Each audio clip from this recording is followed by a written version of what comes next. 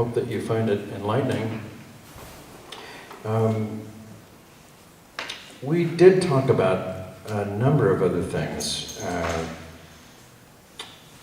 One of the things that Representative Radcliffe found very appealing was his notion of President Trump coming into office and being able to move at the speed of business instead of the speed of government. He found that to be very appealing, that we were going to be able to move quickly and do things efficiently and be able to look at the bottom line. I think what we've seen happen is not quite so efficient and maybe not so kind. I think the wheels of government may move slowly, but like the wheels of justice, they move slowly for a reason. They grind finely, and hopefully by grinding finely, they come to much better answers than trying to look for the quick fix, the easy solution, and then discovering, oh, it's more complicated than that.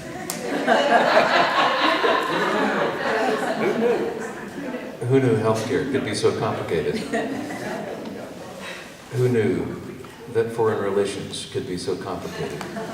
Who knew that getting along with government agencies like the Federal Bureau of Investigation or the CIA could be so complicated? Who knew that you could just move at the speed of business and get all of that stuff out of the way? Let's see.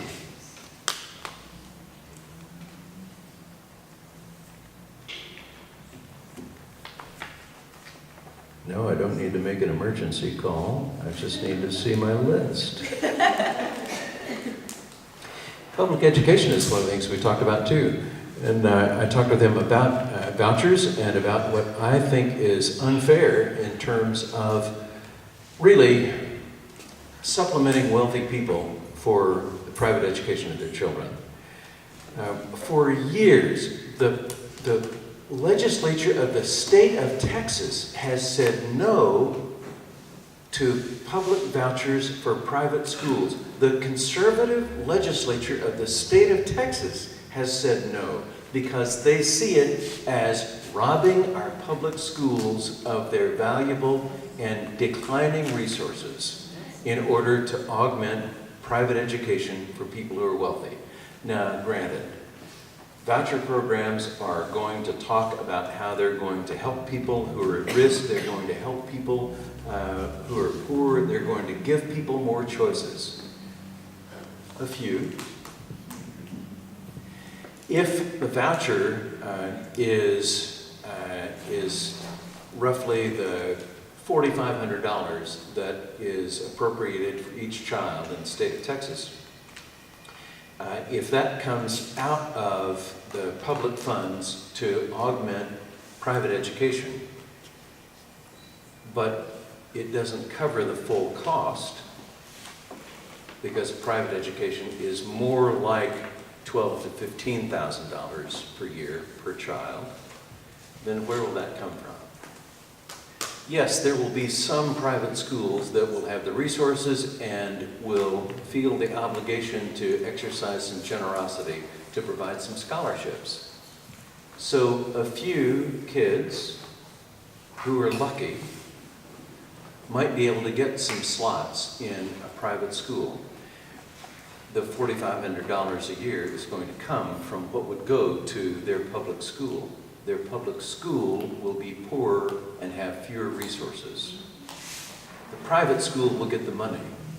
The people who were sending their kids to a private school for private education who could afford to do it will be able to do it cheaper at the expense of public schools. Representative Radcliffe was not interested in that at all. His response was to say, kind of wistfully, both my parents were teachers.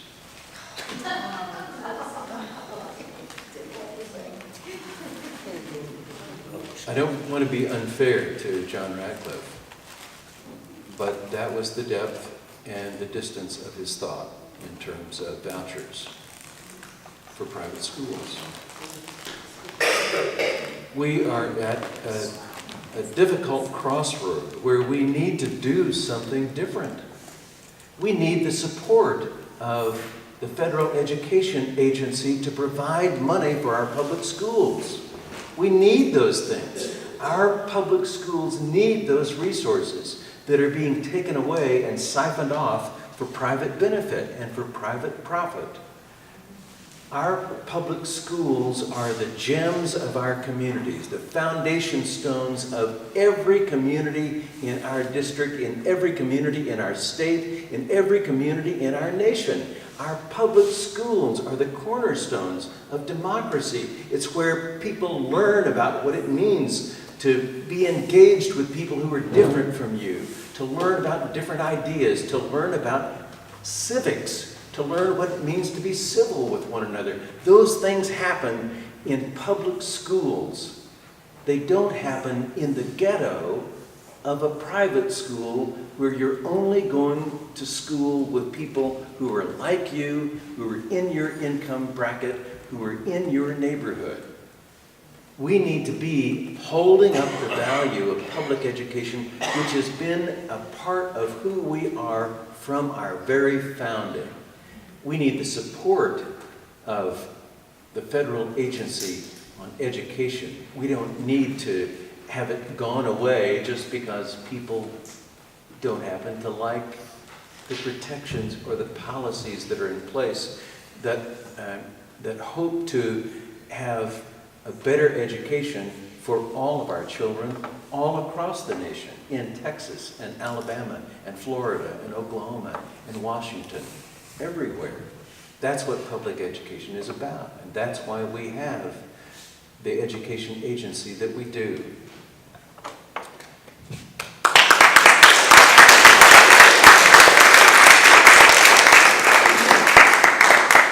We talked too about higher education and the expense that's involved in higher education. How many of you have kids in college? Anybody?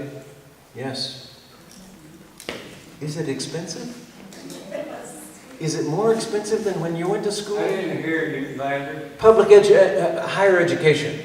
Is it more expensive now? Is it harder to send your kids to college? When we sent our middle son to school, we discovered that parent loans are great. The university was happy to have us take out parent loans, and they're only 6.5%. That's not bad, right? If you have a CD in the bank, how much do you get? 0.4%. Maybe 0.5 if you're lucky. 6.5%. 13 to 23% on your credit card. 13.23%. 13 to 23%. 13 to 23% on credit cards. Right. Now, 6.5% is the amount for the loan. But the origination fee is 11.5%. That's 18% interest. That's like putting it on a credit card. If we're not supporting higher education, then we're not saying our kids are going to have a promising future. Today, a bachelor's degree or an associate's degree is what a high school degree used to be. That's how you get ahead. That's what we're supposed to be doing. We're supposed to be investing in the future. That's what higher education is about. We want those things for our children, don't we? Yes. But if we turn those loans over to private entities who are making profit off of it, and we say, hands off when it comes to interest rates, hands off when it comes to regulating those. And then the regulations that are put in place are that as an education loan, if you file for bankruptcy, that loan's not forgiven. It's not reconfigured for you. You still owe every bit of it. Can't testify. It is true. It is true, yes. And Then what does that say about our values for the future? It's saying we're cutting back more and more on the promise that we were going to uphold and hold out for our children, for the next generation and the generation after that. The values that are being exercised today in Washington are shameful when it comes to building toward the future. And that's what I want to see us doing. That's what I believe Democrats are about.